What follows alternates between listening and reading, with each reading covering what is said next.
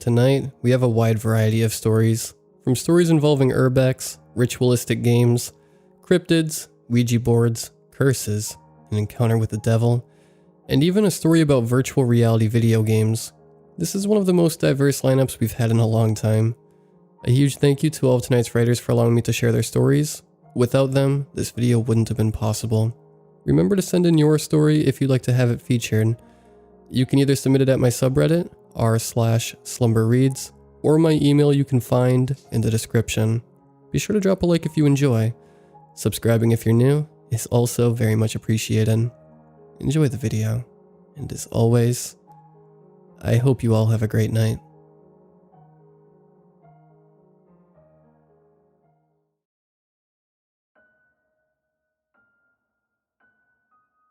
Being into urbex, you can't say you don't expect danger. I've been doing this for years. From exploring the broken down barns across the way when I was a kid, to traveling to China to explore an abandoned city. It's always been my drug. Such a thrill, such a rush. But you never really know what you'll encounter. I certainly didn't. My friends and I record YouTube videos. We're quite a small channel and mainly just do it for fun. We've explored schools, hospitals, psych wards, old mines, entire cities, you name it. However, we'd run into a rut recently and hadn't been talking much. No one knew why, but none of us really felt like exploring. About 4 months ago though, Sean awakened our all but dead group chat and sent a link. All he wrote was, yay or nay. Curious, of course, I clicked on it, and was brought to a Google search of Pripyat hospital in the Ukraine. It was in the small city of Pripyat that had to be evacuated during the Chernobyl reactor meltdown. I thought it would be really exciting, just a thing we needed to get back into the exploring swing. I responded, hell yeah, and my friends followed suit, back in business, finally. As we planned out our trip and packed all our items, we each became more and more curious, but also worried of what we may find there. I mean, the place was filled with radiation from the reactor, and had been left dormant for over 30 years. Who knows what kind of mutated animals or creatures could be living there? We, of course, all had the ideas of Fallout-esque creatures roaming the abandoned land, searching for some dumb tourist to munch on. That, for better or worse, was not what we found. We weren't eaten alive by a deathclaw or a mirelurk or anything like that. When we got there, we'd all come prepared with military-grade hazmat suits. Thank you, Amazon. Flashlights and Geiger counters. We thought we looked like badass movie researchers who were ready for any form of mutated enemies that the irradiated city could throw at us. We were excited, to say the least. After slowly looking through the whole town, with as much caution as possible, we finally reached the hospital. Any picture you see of it online doesn't do it justice. It's much bigger in person. We each split up, which we ended up regretting later, and searched the rooms of each floor. Rusting gurneys and broken down chairs were a very common sight throughout the floors. There was nothing we found extremely interesting, but now I'm thinking that we just never really looked beyond face value of what we were seeing. Many creaks and groans later, we found ourselves at the basement door, the last place to explore. We were all excited, sure, but the basement? That seems kind of far. What if something happened? What if the door closed and locked? How would we get out? We couldn't call for help, and even if we could, what person in their right mind would come to help a bunch of urban explorers out of a radiation-filled basement in an abandoned city? Guys, we didn't come all this way for nothing. We have to go down there or we'll always regret it, Dave stated. He was right. We all knew he was right, so down we went, into the depths of a dust-covered and lightless basement, thinking, what's the worst that could happen? First, we saw the clothes that you always see mentioned in the vlogs and articles about the Pripyat hospital. The clothes worn by the first responders that had to be rushed here after they were exposed to deadly amounts of radiation, trying to save those in and around the meltdown area. Helmets, boots, shirts, pants, the whole 9 yards, all lay there. Their owners long since dead. How calming. Walking through the rest of the basement, we saw more of the same. Clothes, some books, charts, and the like. What you'd expect to find in an abandoned hospital. Yet there was something else. something we hadn't seen in any of the videos or read about in any of the articles. A big, rusted metal hatch hidden under some clothes. I'm talking like 6 inches of solid steel with one of those bulkhead turn wheels at the top. I looked closer and saw a radioactive symbol on it. At the time it registered in my head that this must have been a fallout shelter. The Cold War didn't end until many years after this hospital was built. I instantly became super excited, believing I was the first person to come here and find this. What could be down there? Is it still stocked? Did anyone make it into the shelter and not come back out? I called my friends over, and there were cheers and high fives all around. Felt good, all of us finally getting back into it, together. Well, I said, let's get it open. As all 3 of us hauled the hatch open, it groaned loudly and made a deafening sound when we finally got it fully open and dropped it on the floor. Darkness. All we could see was darkness and a ladder. Dave shined his light down the hole and spoke under his breath. Holy shit. Must have gone down thousands of feet. We all looked at each other and silently agreed to see where it went. First was Dave, then me, then Sean. We played rock, paper, scissors for it. Loser had to go first. As Dave descended the ladder, grumbling to himself, we followed. We all hooked our flashlights to our suits and started the long climb down. After what felt like hours, but in reality was probably only 10 minutes, we started to see the ground. Finally, we'd reached the bottom. We all stepped off the ladder and looked around, and what greeted us? An empty room. A goddamn empty room. All that time spent climbing down for nothing, and now we had to climb all the way back up. Except, I noticed something. A little metal door that looked like it belonged to a miniature locker that was built into the wall. I pointed it out and rushed over to open it. It had a padlock on it, however, so my excitement was short-lived. Dave wasn't going to let a lock stop him from seeing whatever he may have spent all this time climbing for, though. So he took the butt of his flashlight and smashed the lock until it broke off. He smiled and I thanked him. I certainly wouldn't have the strength for it. I allowed him to open it, as he's the only reason we could. He gladly did so, and peeked inside. Whoa, shit, he yelled, followed by a huge echo. I nudged him as to tell him to go forward, and he did. This little locker opened up to a huge cavern. I'm talking miles wide and at least a mile high. We really regretted not bringing our cameras, but we're still very happy to get to witness this godlike place ourselves. After the 3 of us fully filed in and took in all we could see, we sat against the wall to rest. We assumed we were safe enough from the radiation down here and slept for an undetermined amount of time. Maybe hours later, we awoke to a clicking sound. We panicked and checked our Geiger counters, forgetting we even had them.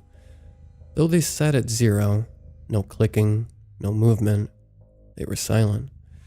Radiation didn't just go away like that, so it had to be something else. That's when we realized it wasn't coming from us. It was coming from deeper in the cavern. We tried to just walk out, but the curiosity burned in us. We couldn't go without finding what it was, so we turned back to the empty black abyss of space in front of us and moved forward, shining our lights, trying to find the cause of the sound. It wasn't easy, with the echoes in the huge cavern, but we found it, eventually. It was coming from an old, maybe 40s or 50s era Geiger counter. There was no way this thing could still be running after all this time. It was impossible for its batteries to have lasted this long. Ours were also not going off, so this just didn't make any sense. I kicked it, and it stopped clicking, but the silence was deafening. I looked at it, and it seemed to be giving off 2 red lights that blinked in random intervals. Then the clicking resumed. In annoyance, I rushed back over to the lights it was giving off, only to see that it wasn't what was giving them off. They weren't lights either. They were eyes. Solid, red eyes.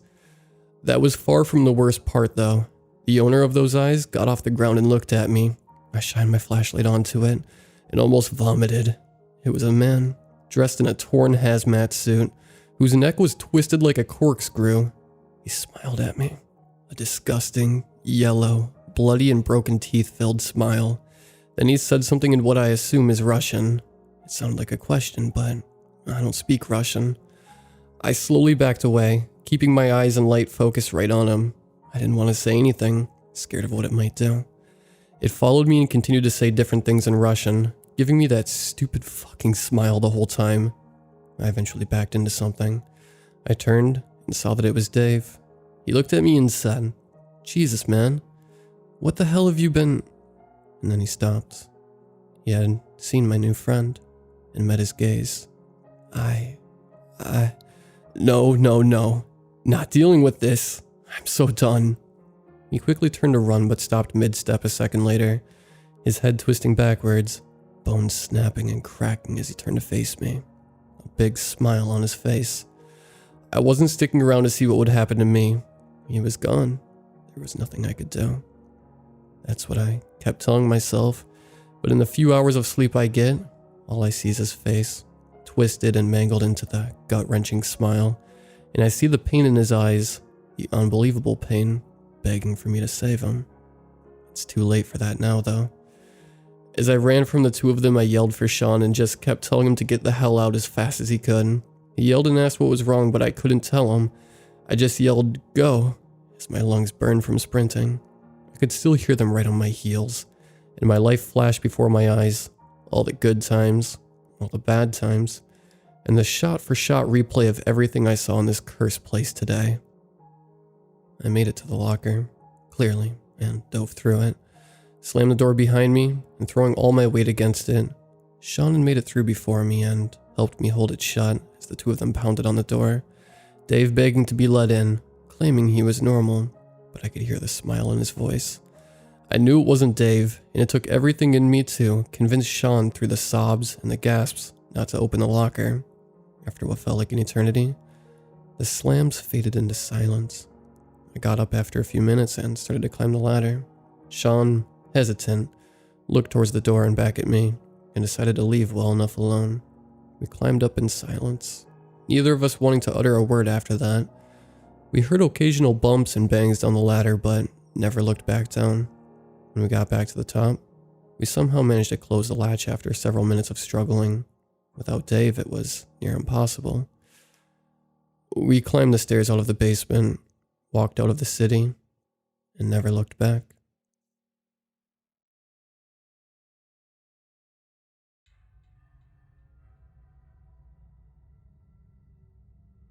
I'm not sharing this experience so people can go out and play this for fun.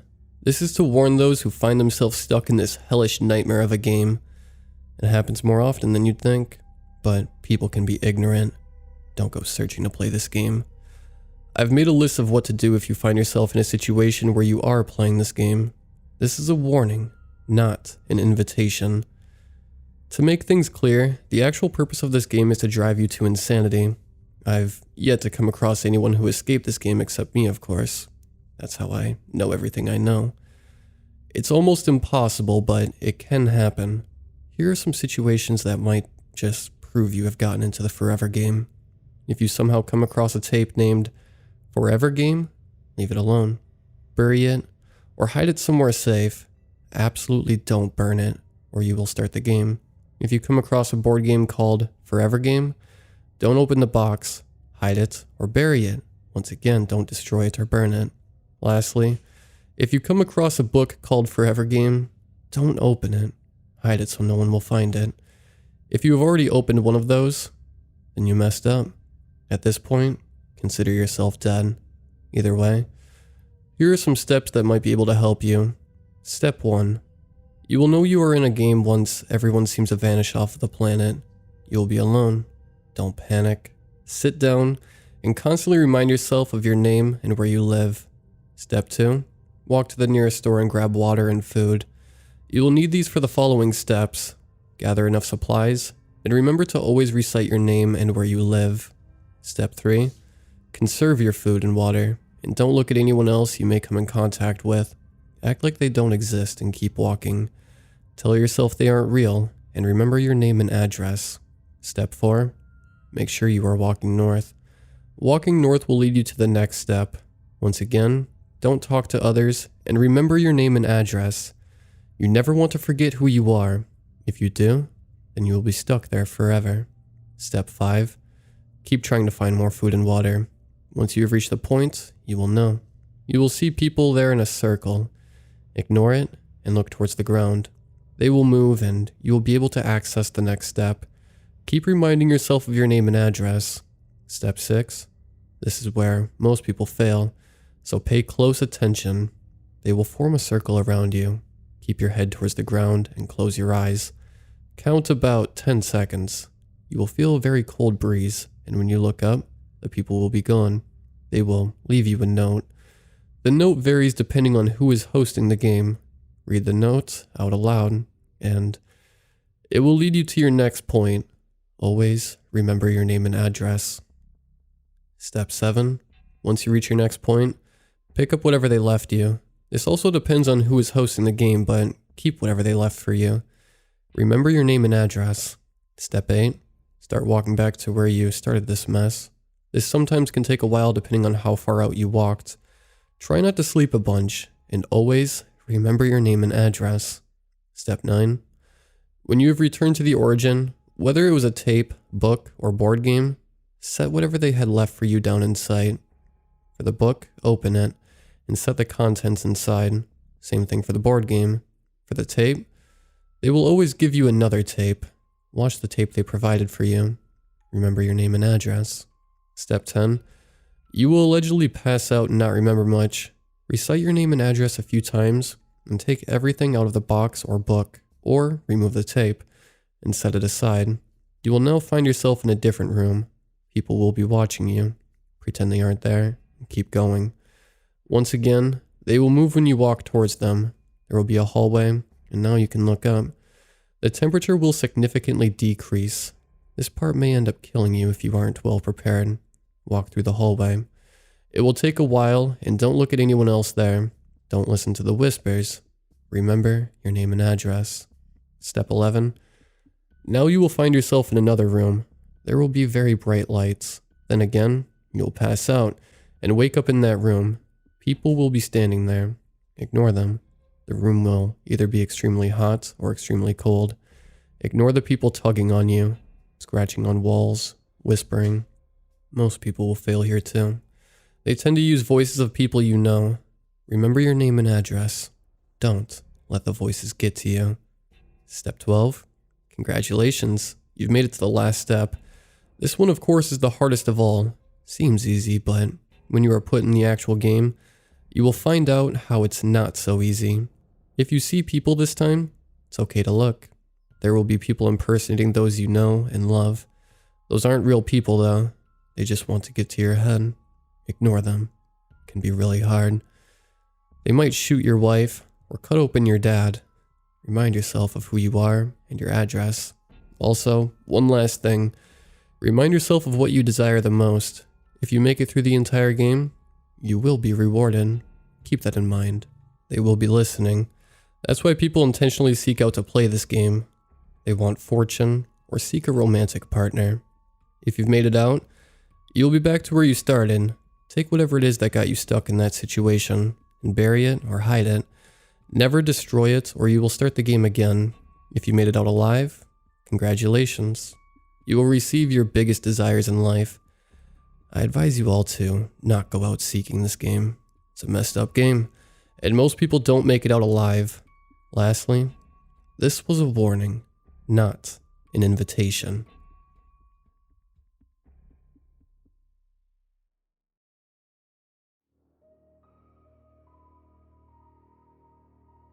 A little bit of context. I'm a 17-year-old male.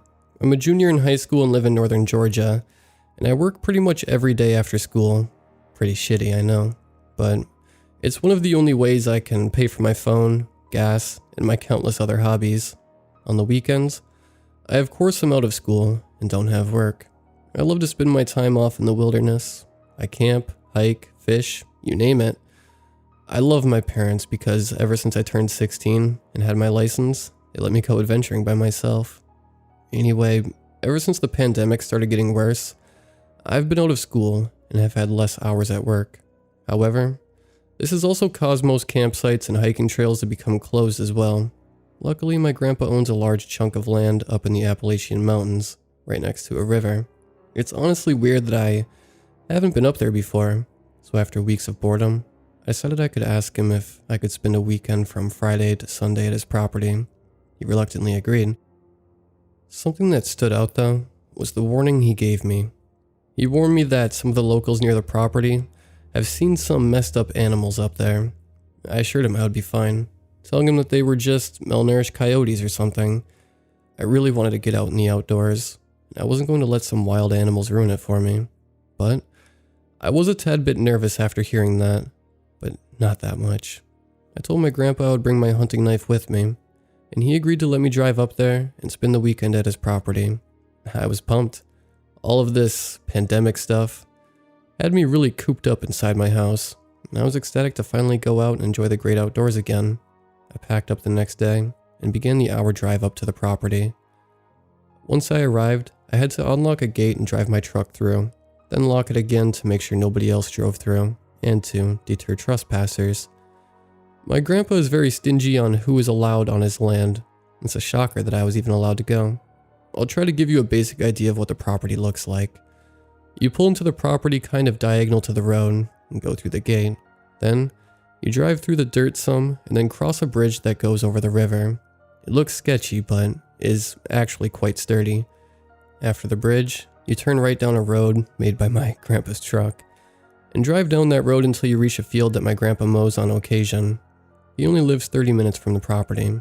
The property extends a little further into the woods, but that's about it. As soon as I parked the truck, I immediately felt uneasy. I know it sounds cliche, but I felt eyes on me. I ignored it, chalking it up to me being in an unfamiliar area. My plan for camping was to set up my hammock right next to the river, and set up tarps above and below it. I took a long while, but I eventually found a suitable spot. As far as food goes, I had brought my portable stove and grill, as well as hot dog and hamburger ingredients, stuff to make sandwiches, and some eggs and bacon. But I also intended on catching fish and having a fish fry the night before I would leave. The more time I stayed on the property, the lesser I felt eyes watching me. I arrived late that day, so by the time I was situated, the sun was starting to go down. I cooked myself a hot dog, drank some Pepsi, and made myself a small fire. I was right next to the river, and honestly, sitting next to it by the fire and watching the sun go down was the most relaxing thing I could imagine. At around 11, I decided to call it a night. I put out the fire, then climbed in my hammock to get some rest. This is where things started to get weird. I fell asleep pretty quickly, and then I started dreaming. What happened to me has never happened to me before, and never again since then. I had the most vivid dream that I have experienced. No, it wasn't a dream, it was a fucking nightmare. It was almost as if I was actually there. I now know I was looking through the eyes of someone or something. It started in the field, pacing around. It was, I would say, around 200 feet from my campsite. I started moving towards it, stepping through the thick brush to get to the bank where I had set up my hammock. I could see myself sleeping in the hammock. I then woke up, terrified. I checked my watch and it was around 2 o'clock. I began hearing something moving closer to the campsite, and I picked up my flashlight and shined it in the direction of the sound. Nothing. I must have just been hearing things because of the nightmare I just had. What scared me about the dream was how real it felt. I stayed awake, processing what just happened. I don't know when, but I eventually fell asleep again. I woke up around 8 the next morning, remembering what happened. I don't know why, but I laughed at myself because at the time, I thought I was getting worked up over nothing. I should have just left then and there, but I stayed, not understanding how weird what just happened was. That day was a blast. I fished, swam, hiked a little bit, and had a giant fish fry that night. After stuffing my face with trout, I made another fire and soaked in the beauty of the land once again. After vibing by the fire, I once again decided to call it a night. As soon as I got into my hammock, I instantly thought about what happened to me the night before. Now that it was dark and quiet out, I felt afraid. I tried and tried, but I couldn't fall asleep. Round 1, when I was just starting to fade, I got hit with this overwhelming amount of dread. I was instantly wide awake, and I grabbed my flashlight and knife out of my bag. I laid in my hammock, terrified, not knowing what to do. It was then that I heard one of the worst sounds I have ever heard. It sounded like a woman screaming like she was getting murdered, combined with this low demonic growl. God, it scared the absolute piss out of me just thinking about it. I wanted to run to my truck and get the hell out of there, but there was no way in hell I was going out there with God knows what. I sat there for so long, thinking that I would die out there.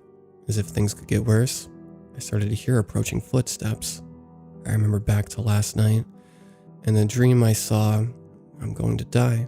I kept thinking, I should have listened to my grandpa. I'm such an idiot. Right when the thing was about to reach my hammock, it stopped. I could hear heavy breathing. I don't know why, but I had a massive urge to shine my flashlight on whatever was there. I don't know why, but I needed to see it. I quickly turned on my flashlight and aimed it right at this horrible monstrosity. It was tall, gangly, and it was squatting on the ground. Its face. Oh God, its face. I'm shitting bricks just writing this, but I swear to God it looked exactly like that deformed person from that famous Russian sleep experiment picture. Deformed teeth, huge eyes, everything. Worst of all, it was smiling. Why the fuck was it smiling? I didn't have any time to think before it leapt towards me. I jerked myself backwards and flipped out of my hammock. The thing missed me by inches. I began a full sprint to my truck, hearing that thing chasing after me. It was screaming and growling. I'm convinced that this thing was from the deepest pit in hell. I was almost to my truck and thank fuck I had my keys in my pocket. If I hadn't, I would have died for sure that night. I hopped in my truck just in the nick of time. I rammed into my door and tried opening it. I was frightened how intelligent this thing was. I sped off, ramming the gate open and speeding down the road, leaving everything at the camp except for everything that was on my person. I grabbed the only other thing I had, my phone, called my grandpa. Took about 3 tries, but he answered, pissed. I told him that I needed to stay at his house for the night, and I would explain everything when I got there. Once I got there, I told him what happened. After hearing my story, he berated me for not calling the police. He thought that I had some crackhead trying to rob me, and that he would definitely be gone by now because I didn't call the police. He told me to get some sleep and that we would check it out in the morning. As soon as he went back into his bedroom, what happened hit me like a brick wall, and I began breaking down, crying. I didn't get an ounce of sleep that night. When we investigated the property and campsite, we saw big footprints with very sharp toenails. Worst of all was the campsite itself. The thing had tore everything to pieces, leaving huge claw marks everywhere. To this day, I haven't seen the same look on my grandpa's face. He told me to pick up what I could and that we were getting the hell out of there. I salvaged what I could and then drove back to my house. I told my parents and they both are thinking the same thing that my grandpa said. After that, my parents never let me go out into the wilderness alone again. It didn't bother me one bit. The outdoors will never be the same for me. My parents told me a few days ago that my grandpa was selling the property for what they said were unrelated reasons. I hoped that what I saw was just some deformed drug addict, and that my scared mind perceived it as a monster. But those screams, that face, the dream I had, they all say otherwise.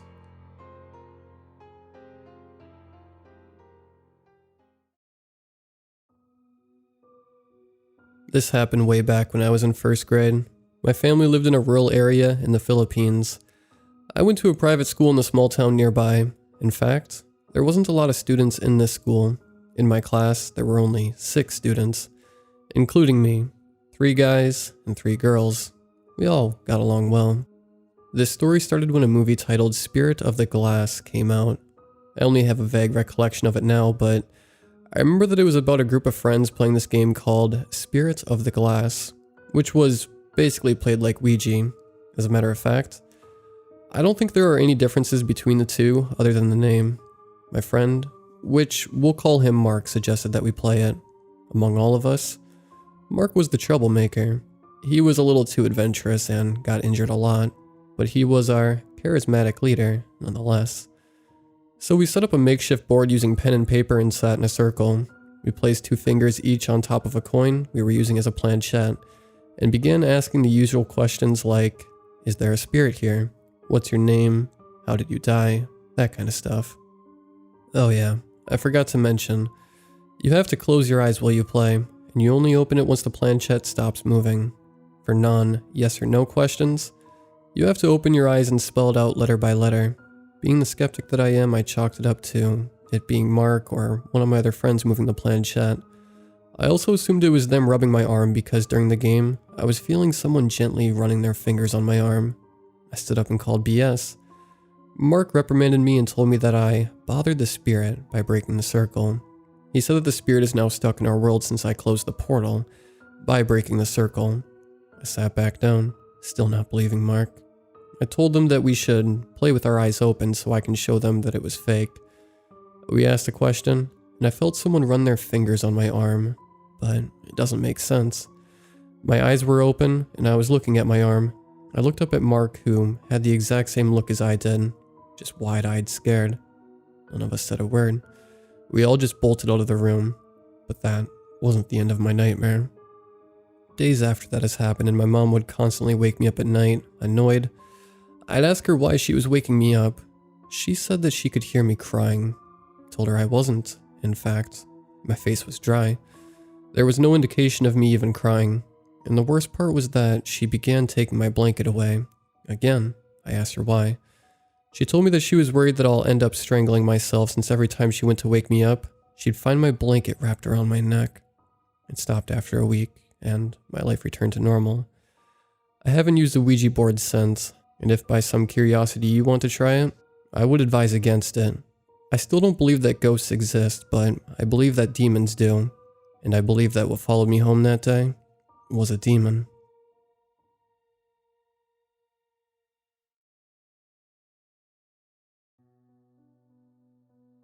It started when I was born. It was nothing short of a miracle, with my umbilical cord wrapped around my neck, but I survived and was healthy. A year and a half later was the first sign. I learned to walk quickly and was slowly figuring out how to speak. And then it was like a reset button had been pressed. I would cry all the time and stumble when I walked. I didn't even try to communicate outside of screaming and crying. My parents were terrified and took me into the doctor, but they couldn't see anything wrong. No matter what tests they ran, eventually, they learned that I would just have to grow past it. So I did.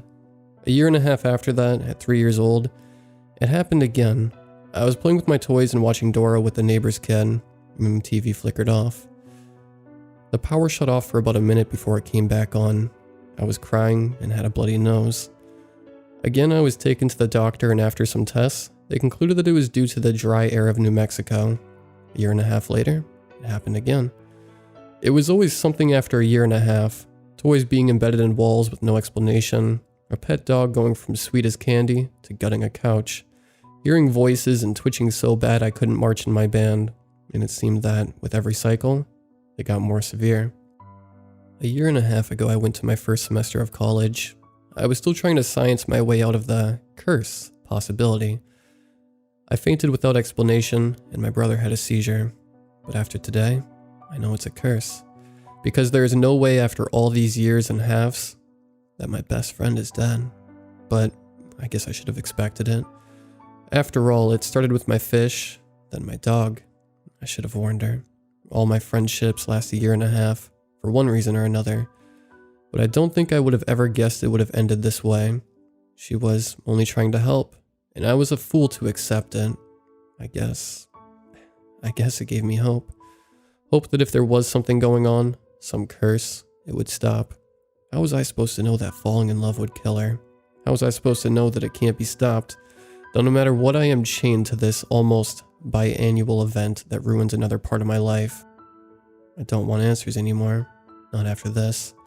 Not after I prepare for the perfect dinner and hear sirens down the street. Not after I look out the window and recognize her car smashed into a light pole. Because her blood is on my hands. And I'm terrified that in a year and a half, it will be someone else I love. So I'm selling the ring I got her to give the money to her family. They'll need it more than me. And in a few days, all my plans will be placed, and maybe I can make sure that nothing else happens in a year and a half. Because nothing can happen to them if I leave, right? Leave and never, ever come back.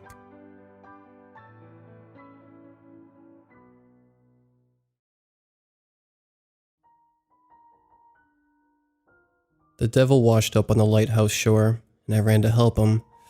Granted, at the time, I obviously didn't know who he was. I saw a man covered in a red robe laying on the beach and ran to make sure he was alive before calling the police. All of this struck me as odd before I made it to him, but I ran nonetheless. I roll him over and see that he is still breathing. I inspect him the best I can without moving him, in case he's injured. His skin is dark, and I don't mean to sound insensitive, but somewhere between the white and black races. He has long, black hair that looks like it's only been washed years ago. I don't see blood on his clothes, but given the red robe, I try to pull it back to see if he has wounds underneath. No cuts or bruises, but I do notice a bunch of tattoos over his arms and legs. They look more like colored brands, symbols I've never seen before, but nothing to alarm me.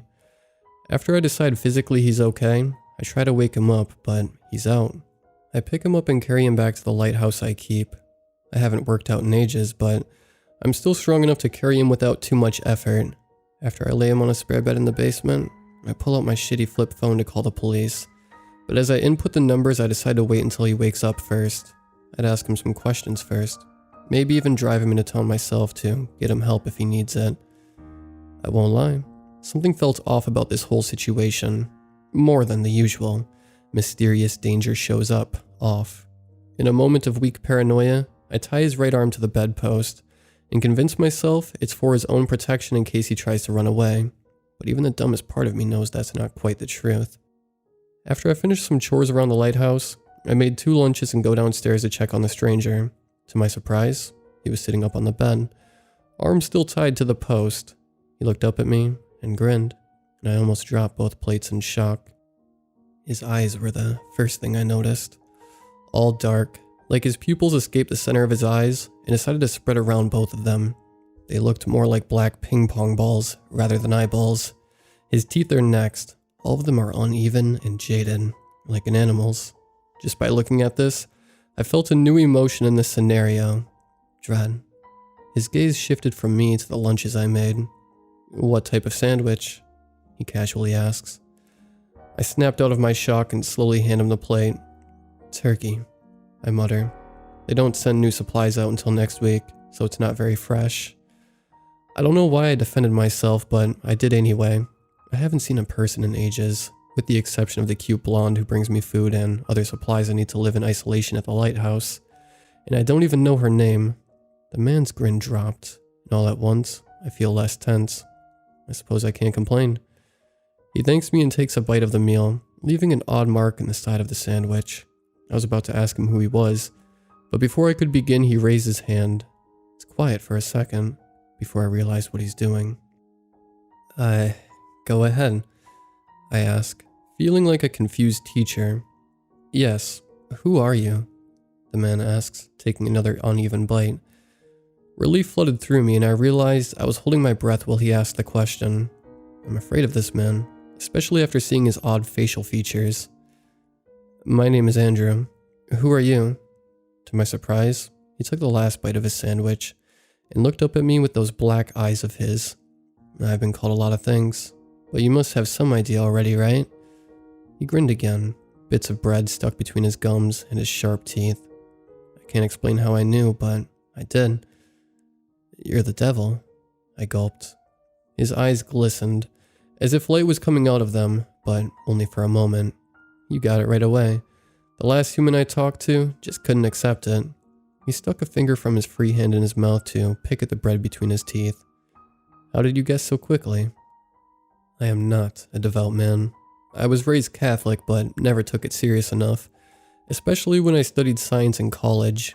But something about this man, besides the obvious signs, pointed me to this conclusion. It was primal, instinctual. I just knew without thinking that this man was not wholly human.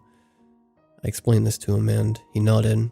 Some people are so good at denying what's in front of them, even when it's obvious. He looked at his bound arm, then back to me. "But you aren't like most people, are you, Andrew?" I shook my head. "I thought not. Would you mind untying me?" I looked at the rope I had used and noticed for the first time how weak the knot I tied was. He could easily break it, or untie it, especially given that his other arm was free. I walked forward to undo it, but looked in his eyes again and stepped back. "You could do it yourself. It's not tight." I didn't want to get near him. Most likely he was some delusional man, but for some reason, I couldn't accept that explanation. He smiled, but seemed sad. I cannot, actually. It's part of my punishment. I will never be stronger than the weakest among you. I sat down on a barrel across from him. The part of me that was going to take him to the police had vanished and was replaced with curiosity. How do I know you're the devil and not some crazy weirdo? He said nothing, just looked at me with those black eyes of his.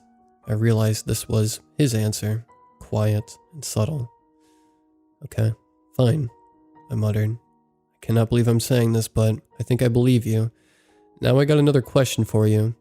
I leaned forward this time, although even the small distance that closed between us still felt dangerous.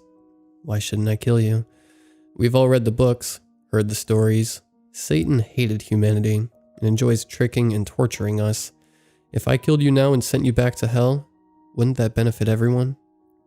He sat back in such a relaxed manner that I could tell he felt no fear or anxiety over my question, just impatience. You could, but I'll find my way back out. I do every few decades or so. I was the first one banished there. I know every meter on the area. His eyes flickered again.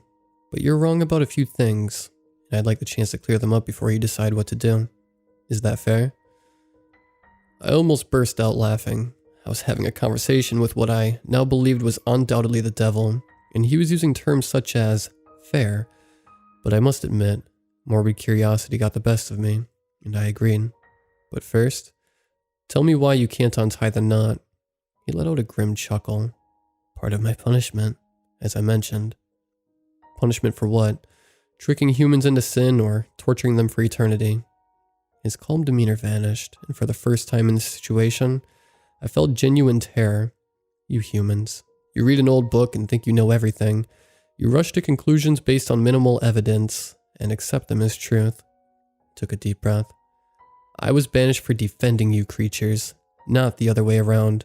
By the way, what language is this? English, I answered, confused and surprised. It all sounds Sumerian to me, he chuckled, as if he'd just heard an explanation for an accent. I can tell you aren't speaking it though. The language held power. This one, you know, it's... He trailed off. Weak. No wonder your world is in trouble so often. If this is how little power you put into your words. I stopped him, feeling he could talk about words for a while. You said you defended us.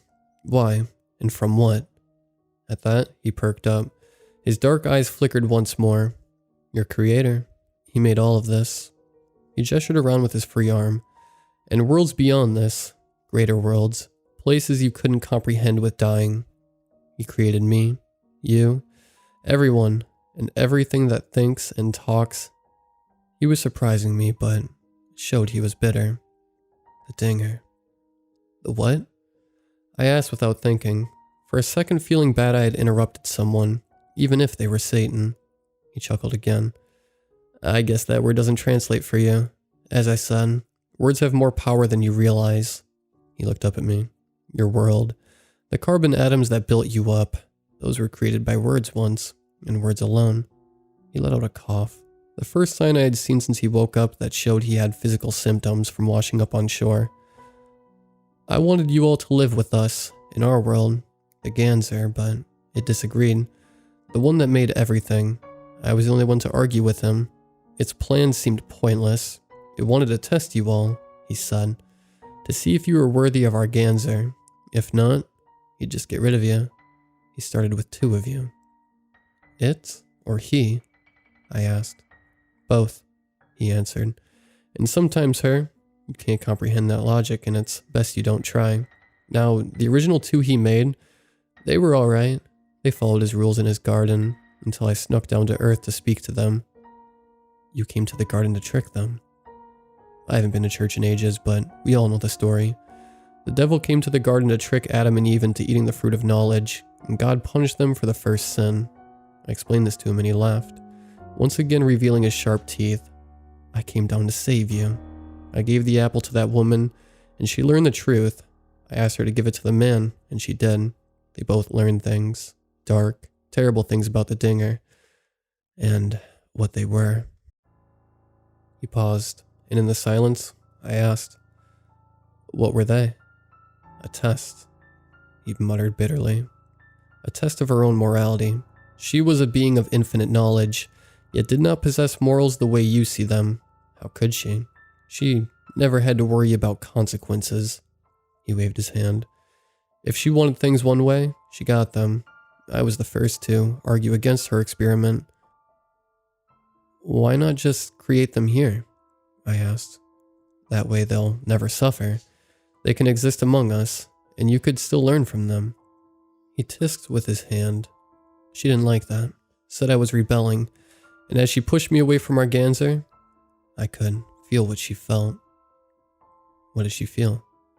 I asked before I could stop myself. He licked his lips, and for the first time I noticed his tongue was forked.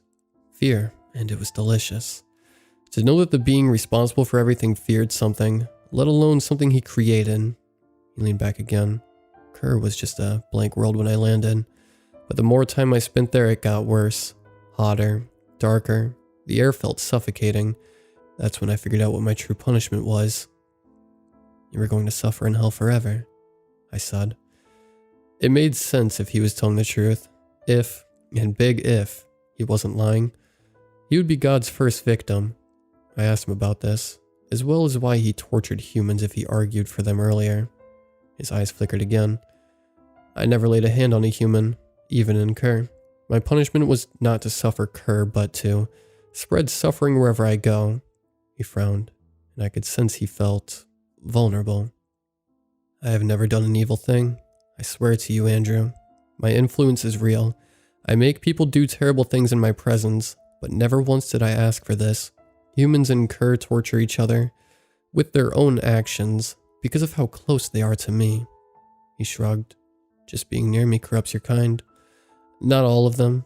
Those who live alone, disconnected from others, can sometimes stay sane. But other times, well, think of some tragedies that seem to come out of nowhere. Once, I escaped Kerr and tried to convince a spurned artist to help me convince you humans of your purpose. He went mad instantly and was convinced an entire race of people had cursed your kind." I winced. "You're saying you caused the Holocaust?" His gaze shifted to the concrete floor. "Yes, but not intentionally. That's part of my curse. I want to help you all. I want to figure out what this world is, so you can escape similar punishment to mine, maybe even rise against the Dinger. But it never works.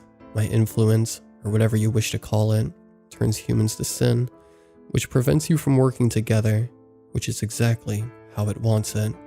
My punishment is to try to help you creatures, and to watch you disintegrate into madness in front of me." He sighed. "It's cruel to be forced to corrupt the very thing you once believed was equal to yourself." A little sense returned to me at that moment, and I remembered my religious upbringing. God said you were an evil, deceptive creature. We all learned that the devil would lie and cheat to get us to do what he wants. Why should I believe anything you tell me? He chuckled at that. That was clever of him, I'll admit. How else would you convince an entire group of people to disbelieve a victim? He leans in, his black eyes staring into me. You convinced them he's a villain. That homeless man who got attacked last week, he tries to rob people for booze money. That woman who got raped, she offers to blow people for cash. She's just lying for attention. He leaned back, almost relaxed. Your kind do it all the time, and I can see where you get the influence. It works better than you can imagine. I shivered. He wasn't wrong in his observation, but something still felt off. I always learned the devil appeared to those desperate enough to believe him, to the loners in the world. If that's so, why are you here? A grin. You have it backwards. You don't need me. He leaned in again. I need you, and others like you. I've been trying to save humanity since it was created. I escaped Kerr, and try to find one of you to help me, because I know I can do it. I was one of his first, and I was his favorite. His eyes lit up at this claim, as if he still felt pride for his once held position. Even if it doesn't affect everyone as heavily, everyone will feel it, even you. I bet you still think I'm a threat, despite being tied down and only speaking to me this entire time. He was right. I still felt a sense of absolute dread around him. I nodded. He let out a half-hearted laugh, And you won't be untying me, I assume. I shook my head. I can't be sure, I tried to explain. Despite the unease I felt, how can I know if anything you say is true? You tell me you're the devil, and how can I know this isn't one of your tricks? He laughed again, but weakly. You cannot. You just have to have faith in me. Is that any different than having faith in her? His eyes glittered. You need to trust me. The influence will catch up to you eventually, but for now, you can help me save everyone. I stood up, making my mind then and there. You say you influence minds wherever you go, and always escape hell when killed. He nodded. Okay then. I know what I'm going to do. His face twisted into an inhuman snarl, and I left the basement, hearing him shout behind me in words I didn't understand, but still seemed to cut into me nonetheless. My plan worked for 5 years. I left him tied weakly in the basement, bringing him half of one of my meals every day. I couldn't kill him, because he would return from hell eventually. I couldn't let him go, because I wasn't fully convinced he was telling the truth. I couldn't help him, because if I did, and he was lying, I'd be damned myself as well. So I did nothing. I left him there, in the dark and cold basement. He didn't seem to mind. He grinned whenever he saw me, and always tried to convince me I was wrong. I wanted to believe him, and almost did a few times, but a little voice in my mind would always tell me to stop, and I always listened. I left the loose knot tied, and he never even tried to undo it. He didn't go to the bathroom, and even told me he didn't need the meals I'd be bringing him. He still seemed sane, healthy even, and that was all the proof I needed that he wasn't human, but I couldn't believe him fully. The devil tricks us. I learned this from a young age, yet half of me accepted what he said as truth. The indecision tore at me. I spent nights awake, contemplating my decision. For the record, he was right about his influence. I've been seeing things that can't be real. Shapes or lights that disappear when I look at them. I asked him about this one morning, and he shrugged, offering no answer or help. I wonder every day if I made the right decision, trapping the devil in the Lighthouse basement. At least I'd suffer alone, I thought. I'd protect everyone from his corruption, but the other half of me felt guilt for tying him down and leaving him there. Because if he wasn't lying, I could help save humanity. I could be different than a lone lighthouse keeper. Better, stronger, but I can't be sure. That's why I left this note. I never bothered to learn your name, and for that I apologize. 5 years with the devil in my home, with nobody to talk to about it, to discuss. It wore at me. The noose is tight, and I'm ready. But I needed you to hear this story. He's still down there. It's Tuesday now. You'll be here to deliver food in 3 weeks. Don't go upstairs. It'll be pretty decayed by then. Read this and go confront him. Compare whatever he tells you to what he told me. Make up your own mind, if he's telling the truth or not. Because it can't be me. I can't make this decision. I can't be the one who damns humanity, either by locking up the devil or setting him free, because I never knew which one would be better. I can't make this choice. Please forgive me for this burden. I hope you're better than I am.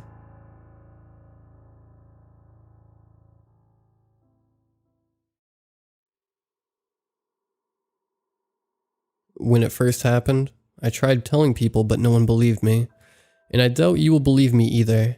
Luckily, my friend isn't upset at me anymore. Actually, he has grown accustomed to his new life, and has given up trying to find a way out. Also, it isn't just him. There are a lot of other people stuck in the game. They've all figured out how to form a separate community from the other users. But since the pandemic has left many people isolated at home playing video and computer games, I want to send a warning so no one else falls victim to the same incident. The summer before 8th grade, 2003, I got addicted to playing an online RPG. I wasn't previously a gamer, but I was drawn to the game's ability to connect you with people from all over the world. I'm naturally an extrovert, so when I wasn't able to hang out with my middle school friends, being able to talk, chill, and play with people online was the next best thing. At the start of the game, you're able to pick the character you want to eventually become. I chose to be an assassin. Unfortunately, you had to go through different phases before becoming the character you picked by killing monsters and leveling up. When strong enough, You could join a guild that fought for city domination and high rankings once a month. Sounds fun, right? Well, my favorite part, as alluded to previously, was conversing with other players who played the game. For the longest time, I was just a weak character that spent most of my time hanging out in the field outside the capital, striking up conversations with everyone. Although most people were nice, sometimes I got myself into trouble. Actually, that is how I met my best friend. He saw that I was being verbally harassed one day and stepped in like a true hero. In repayment, I offered to go hunting with him for the next couple of hours to help with leveling up. During that time, I found out that his name was Lance. He was 15 and from Wisconsin. At the time, I was 14 and from Tennessee. And unlike the many other people I spoke to before, he and I could carry on an interesting conversation for hours without any awkwardness. Although different in many ways, our personalities quickly clicked, and he became my best friend, my confidant, and my first puppy love. For 6 months, we played the online RPG together every day, and when I couldn't access the only computer in the house with the game, I would use my dad's old laptop to chat over AIM. My fellow 90s babies will remember this instant messenger, with Lance. Every time we were together, my heart would fill with so much joy that everything felt too good to be true. In fact, it was around 6 months that my obsession with not only the game, but with Lance was at the highest. All I could think about was playing the game. When I was sleeping, I dreamt about it. When I was in school, I had daydreams. My obsession was so bad that I stopped hanging out with my friends so I could get home and immediately jump on the computer. Lance was always online too, but he was an introvert and hated in-person human interaction. He only felt alive online. Also, his parents didn't put any restrictions on his screen time. They let him do whatever he wanted as an only child, whereas I had to share the computer with my 2 siblings, and was limited to only a few hours a day. I wish this was real. I typed as me and Lance sat on the edge of a cliff looking over a forest of monsters as snowflakes fell from the sky. Imagine if we could transport ourselves into a new reality. Only if the new reality is this one, and with you by my side. Of course, Lance couldn't see the big smile that formed on my face as I read his response. My heart swelled up, and my head spun as I thought about what to type next. I'll always be there. I couldn't think of anything better to say. While trying to think about what else to type, Lance continued with his sweet talk. I want to be able to feel the warmth of your hand when I hold it in mine, the touch of your skin when we hug, and the taste of your lips when we... This new reality would have to be just as real as the one we are living in right now. Touch, smell, taste. We need to be able to retain all our senses. I already feel like this game has become my new life. I don't have anything to live for in the real world. I want that too, but don't say those things. There is still plenty to live for in the real world. Don't forget that we still have our real-life meeting planned in August. My family reunion is in Wisconsin this year, and my mom already said we could meet, as long as your mom came along too. How exciting. But I'm not the same in real life as I am in the game. In here, I'm confident, bold, and not afraid to take risks. People respect me here. In reality, I'm shy and a loser in everyone's eyes. I'm afraid that I'll disappoint you. You'll never disappoint me. I told you that already. I don't care. Everyone has their flaws. I'm not the same person either. I'm just an awkward teenage girl who is a little overweight, clumsy, and talks too much. Lance made some laughing emojis, which I responded with a blushing face. We're perfect for each other then. Exactly. Things will get better. Until then, we have this cool game to distract us from the struggles of reality. Speaking of which, I should probably get going. The guild wars are about to start. I'll talk to you after. Yeah, you know where to find me. Merry Christmas, my love, and good luck. A couple months later, I started seeing Lance make strong connections with other characters online, which ignited a sensation of jealousy. I hated that he had become so much stronger than me, and had a whole new group of friends. He became everyone's idol. Everyone wanted to know his secrets, and the other girl players were always so clingy. I could tell he liked the attention though. Even when I was online, he slowly started distancing himself from me. I know I should have just dropped it and let him live out his newfound fame, but I couldn't. My obsession with him grew into something unbearable. My heart literally felt like it was ripping apart. I wanted to strangle him, but I also wanted to hug him. I yearned for how things were in the beginning. I wanted him to want me again. I started to hate him because how horrible he made me feel inside. It was exhausting. All the emotions he made me feel. I wanted to forget about him. Actually, I just wanted closure. Hi Lance, it's me again. I see you were online, but you must be busy. Message me when you have time. For 2 months, I barely heard anything from Lance. When he did reply, it was like he hadn't ignored me for days or weeks. Hey babe, been busy helping everyone in the game lately. You won't believe what I found today. The Baphomet's scythe. Finally, now I have everything to forge the Mephistophel sword. Our conversation that used to carry on for hours were now limited to 5 minutes before he had to leave on some important mission or meet up with other people. When I tried to tell him how I felt, he would just say that this was a busy time and things would go back to normal later. They didn't. That spring, my body blossomed into a womanly figure. The extra weight dropped, my acne disappeared, and boys were fighting for my attention at school. I was no longer an awkward teen. Even the girls who I never talked to wanted to start hanging out. I could tell that a new chapter in my life was starting and I no longer needed Lance, but I still wanted him. The emotional connection we had was stronger than anything I've ever felt with anyone before, and I tried to make those same emotional connections with others. But boys will be boys. There was no sweet talk. There were no intense conversations about the world, society, or imaginary realities. All the conversations were superficial and or gossip. Therefore, I decided to do whatever I had to do to make myself stronger. I needed him to notice me one more time so I could get closure. I dedicated all the time I had to leveling up and fighting monsters. After about a week of leveling, I noticed that I kept running into the same character over and over again. At first, I thought it was a coincidence. Finally, when I was about to say something, he finally spoke up with a simple, "Hi there, my name is Aikido." "Hi, I'm Autumn," I replied. "Want to level up together? I noticed we like to hunt in the same areas." Since that was a typical request from people to help maximizing leveling, I didn't hesitate to agree. In the beginning, our efforts in leveling up were in silence, but then he started asking questions like, "How long have you been playing? What do you like about the game? Where are you from?" Nothing really developed into a long conversation. Whenever I asked him similar questions in return, his responses were direct, but vague, and immediately followed by another question which didn't allow much time for further conversation.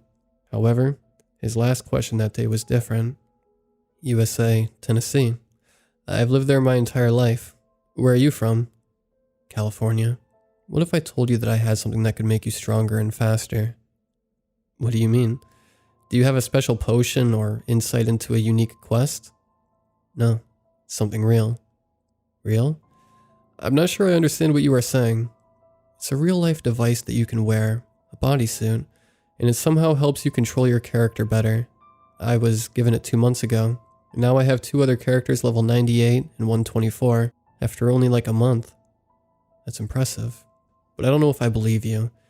It has taken me 9 months to get to level 64, but I only play a few hours a day." "I don't play for long hours either, and was able to level up quickly. Unfortunately, I had to give the device back a few weeks ago. I know you might not believe me now, but it's all true. You'll believe me after you try it yourself. A few months ago, I was visiting my friend's anime store.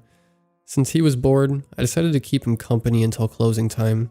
A little after noon, a businessman walked into the store and directly up to the counter. "I have something amazing to sell you," he said. "It is a one-of-a-kind. No one else has anything like this." Then he hands us a package and tells us to open it. Inside is a black bodysuit with blue lines, a hood, and a microchip separately wrapped in clear plastic. He explains to us that the bodysuit can transfer your body's energy, mind, and sensory processors into any computer game once the information and character details are uploaded to the microchip and inserted into the bodysuit. It allows you to become your character, to merge your real-life skills with your computer skills. No more dealing with computer lag due to poor internet connection, or trying to remember what buttons to push. Being immersed in the game allows you to naturally and quickly respond to attacks. My friend talked his dad into ordering 50 bodysuits to sell. They will be in stock next week. You should definitely order yourself one. They aren't too expensive. That was a lot to take in at once, but intriguing. If I could order myself one of the bodysuits before they become widespread, I could potentially become even stronger than Lance. But why tell me? I said to Aikido, a little confused as to how I got so lucky with this new information, and it did seem too good to be true. maybe a scam. I'll admit, I had been watching you the past few days, not intentionally. It was a coincidence at first, but then I noticed how hard you were working at leveling up, and I thought that you might be interested in something that would help you. I also saw how rude that one guy was to you. I think his name was Archie, and I'm not sure if the other guy was your friend, but he definitely didn't try to acknowledge your presence. If I were you, I would want to get stronger to kick his butt. The fact that Keto saw my interaction with Lance and his friends was embarrassing, but it also confirmed that I wasn't overreacting. Lance changed, and not for the better. He let his new friends control him. That day, I was in the field outside the entrance of the Guild Wars when Lance and his fellow warriors walked by me. I called out to him to wish him good luck, when one of his friends responded with, "He doesn't need any luck from a desperate follower." Lance didn't even bother to respond, and just kept on walking. Maybe he didn't realize it was me. I was such an idiot. Where can I buy the bodysuit? It was at that moment when I realized that I was done with the game. Akito's outside perspective made me clearly see that there was nothing left for me here. I only stayed for Lance, and now that Lance was gone, I need to continue living my life in the real world, where I'm respected. But I did want to do one last thing. I wanted to leave Lance with a final goodbye. He always talked about leaving the world for a new reality, so maybe this device or bodysuit will give him the chance to escape, even if it was just temporary. The following week, I ordered the bodysuit for Lance and had it sent to his house along with a goodbye note. After 11 months of playing the online RPG, I finally called it quits in May. May, June, and July came and went without a single message from Lance. Not even a "thank you for the gift." As the family reunion in Wisconsin approached, I decided to message Lance over AIM to see if he would still be interested in meeting up for a smoothie, since I was going to be close to his house anyway. However, his username was no longer listed. Out of curiosity to see if he blocked me, I created a new account and searched for his username. Nothing appeared. When we were at our strongest, we would occasionally talk on the phone at night, when I didn't have access to neither the computer or laptop, so I debated calling. After a long day of debate, I decided to just go ahead and call. If he didn't answer, then I would try again, and continue my life with no regret. The phone rang a few times, but then his mom picked up with a cheery, "Hello?" "Hi there, it's Autumn. Is Lance available?" "Lance? I'm sorry, dear. You must have the wrong number."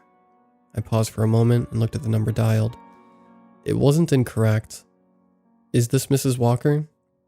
I have talked to Mrs. Walker many times before, and the woman on the other end of the line definitely sounded like her. "Yes, dear. I'm Mrs. Walker. But there isn't a Lance that lives here. Sorry I can't help you. Have a nice day." She hung up before I could think of anything else to say or ask. I sat still in my room for a while before making the decision to log on to my old RPG account.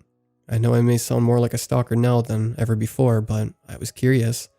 I wanted to know why Lance was no longer on AIM. I wanted to know why his mother didn't know who he was. I wanted to know what happened to him. I logged onto my old account. Everything was exactly the same from the day I left. Luckily, inactive accounts were not deleted immediately. I searched for Lance's username to send a private message. There he was, showing green and online. He probably told his mom not to disturb him while he played the game, but going as far as to tell me that there was no Lance in the house was excessive. A few minutes after sending him a message, I got a reply. "What did you do to me?" You see, I didn't mean to do anything to Lance. I didn't know that after a few months of using the bodysuit for long periods of time, it would make coming back to reality harder and harder. I didn't know that one day your body would just disappear from our world, forgotten by your family and friends. But how am I able to remember him? My theory is that because I didn't know Lance in real life, I am able to remember him as he is now and forever. Saber Lancer. That was 16 years ago. I'm sure the technology has changed. I cannot find any record of the original bodysuits anymore, and the number of people permanently stuck in the game continues to grow. No one ages and no one dies. Therefore, before you whisk yourself away to a virtual reality by using a new device, think long and hard about the consequences.